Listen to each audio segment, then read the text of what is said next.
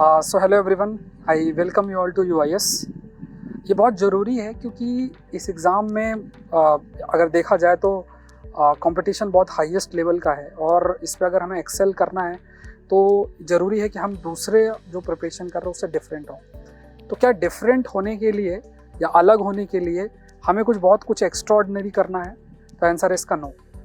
हमें अगर डिफरेंट होना है तो बहुत सी जो बेसिक सी चीज़ें हैं उनको सही तरीके से करना है।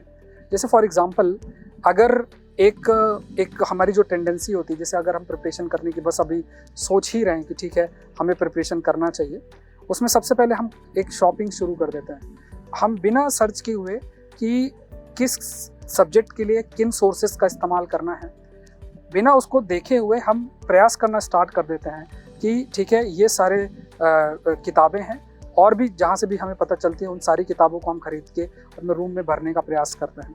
तो देखो, हमें अगर थोड़ा सा डिफरेंट होना, हमें समझना है कि ठीक है मेरे लिए ये किताबें हैं, इन किताबों को ये मेरे सब्जेक्ट्स के लिए मुझे इसी किताबों को रेफ़र करना है और मुझे कहीं नहीं जाना है।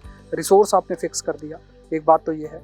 दूसरा ये भी हो सकता है कि जब आप किसी किताब को पढ़ें आपको समझ में नहीं आए तो आपने टीचर का सहारा लिया, पढ़ा और फिर जो है किताब को पढ़ा, तो ये चीज़ आपके समय को बहुत बचा लेगी। कई बार क्या होता है कि आज के समय में एक बहुत बड़ा चैलेंज जो बनता है वो है कि चीज़ों का बहुत ज़्यादा होना। ऑनलाइन जैसे मान लो यूट्यूब के अंदर आपको एक ही सब्जेक्ट पे 50 वीडियोस मिल जाएंगे, 2 घंटे में हिस्ट्री, 3 घंटे में पॉलिटी, इस टाइप की बातें आपको देखने को मिल जाएगी। बट असल में ऐसा होता नहीं है। किसी भी चीज़ को अगर हम पढ़ते हैं तो उसमें हमें रेगुलर बेसिस में अच्छा समय देना पड़ता है। अगर आप जब समय दोगे तभी चीज़ों के प्रति अंडरस्टैंडिंग आपकी इंक्रीज होगी और आप अच्छा कर सकते हो। तो ये समझना है कि ऐसे जल्दीबाजी वाली चीज़ों पे, कि जो थोड़ा एंटरटेनमेंट टाइप वीडियोस हैं उस पर आप अगर समय कम दें और आपको पता है कि मुझे अगर ये सब्जेक्ट पढ़ना है तो ये सब्जेक्ट मुझे किताब से पढ़ना है, ये सब्जेक्ट जो है ये जो मैंने पढ़ लिया है इसको अगर मुझे समझ में नहीं आता तो इन टीचर से इनके नोट्स रेफ़र कर लेने हैं। तो आपको सबसे पहले लाइन ड्रॉ कर लेनी है कि क्या चीज़ें मुझे खुद से पढ़ लेनी है, ये लाइन ड्रॉ कर लेनी कि क्या चीज़ें मुझे जो है एक प्रकार से यूट्यूब वीडियो के माध्यम से या किसी कोर्स के माध्यम से करना है।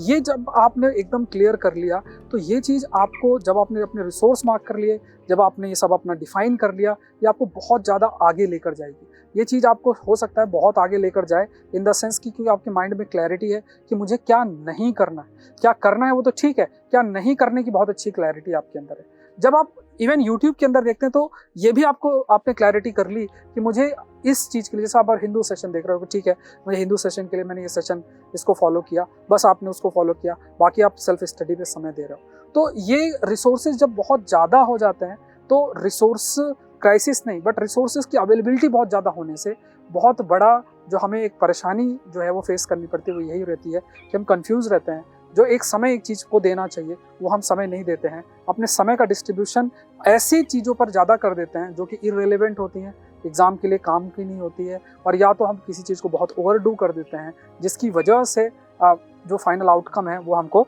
जो है नहीं मिल पाती। तो ये थोड़ा सा आप ध्यान रखें। दूसरा एक पॉइंट आपका रहता है वो है सिलेबस।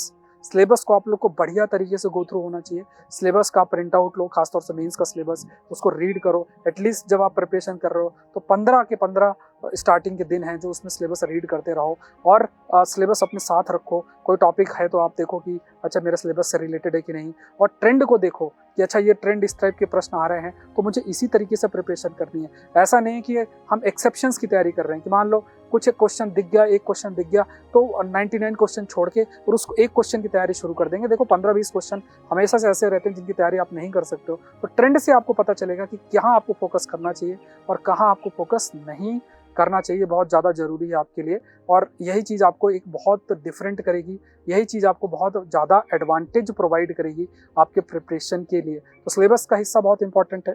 तीसरा एक चीज़ आ जाता है कि ऐसे एरियाज जहाँ पे हमारा बिल्कुल ध्यान नहीं जाता है, नॉन ट्रेडिशनल एरिया, जैसे अब हिस्ट्री, ज्योग्राफी, पॉलिटी, इकोनॉमी तो आप पढ़ते ही हो, बट क्या आप अपने आप से पूछो आप समय दे रहे हो एनवायरनमेंट को, क्या आप समय दे रहे हो साइंस टेक्नोलॉजी को, क्या आप समय दे रहे हो एग्रीकल्चर को, क्या आप समय दे रहे हो इंटरनेशनल रिलेशन को? ये भी आपको देखना है।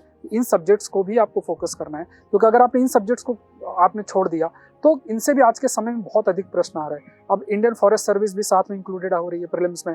आपका जो ये जो स्ट्रेटजी है खासतौर से प्रीलिम्स के लिए, इंडियन रेलवे मैनेजमेंट सर्विस भी आपके साथ में ही है। तो बस आप ये जरूर से ध्यान रखें कि अपने प्रिपरेशन में खासतौर से प्रीलिम्स की जब हम बात करते हैं क्योंकि जब आप प्रीलिम्स को क्वालिफाई करेंगे तभी मेंस तक जाएंगे।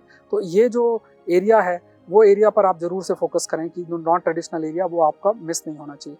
फिर जैसे अपने ऑप्शनल को चूज करने में आप गलती कर देते हैं तो थोड़ा समय दें 15-20 दिन का।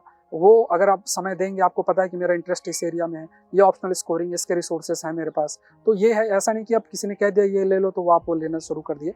हाँ, ये देखो कि ऐसे ऑप्शनल को जरूर से चूज करो।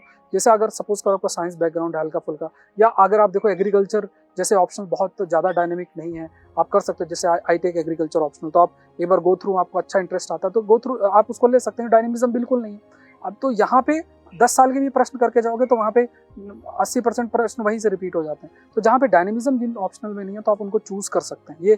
ये चीज़ आपको थोड़ा सा एडवांटेज प्रोवाइड करेगी, ये ध्यान रखें ऑप्शनल के चूज करने में। ऐसे को बिल्कुल हम समय नहीं देते, मेन से 2 हफ्ते पहले ऐसे लिखना शुरू करते हैं, इथिक्स को ध्यान नहीं देते। तो ये थोड़ा सा आप जरूर से ध्यान करें। और कई लोग कहते हैं कि कुछ किताबें पढ़ो ही मत, ऐसा नहीं, कुछ किताबें जरूर से पढ़ो। जो 7-8 किताबें, बहुत नहीं, 20-25 नहीं, बट हाँ कुछ किताबें जरूर से गो थ्रू आपको होना चाहिए। क्योंकि जब आप पढ़ते हो तो आपकी अंडरस्टैंडिंग बढ़ती है और आपकी जो एक इंटरप्रिटेशन पढ़ के जो बढ़ता है वो इंक्रीज होता है। ऑडियो वीडियो तो ठीक है एक लेवल तक है, बट ये सब चीज़ें भी आपको ध्यान में रखने हैं। PIQs को आपको रेगुलर बेसिस में सॉल्व करते रहना है, खासतौर से 2013 के बाद से प्रीलिम्स और मेंस के, उनको आप जरूर से करें। तो ये सब बातें अगर आप करेंगे तो जरूर से जो आपकी प्रिपरेशन है वो आपको आपकी डिफरेंट होगी और आपका जो आउटकम है वो हमेशा पॉजिटिव रहेगा। अनअकैडमी से आप जुड़ सकते हैं। आपको जो कोड यूज़ करना है दैट इज SPLIB। इस कोड का इस्तेमाल करके एक तो अमाउंट भी रिड्यूस होगा, साथ में आप सारे एजुकेटर के सारे कोर्सेज भी एक्सेस कर सकते हैं। So thank you everyone. UIS channel को आप जरूर से सब्सक्राइब करें। Thank you.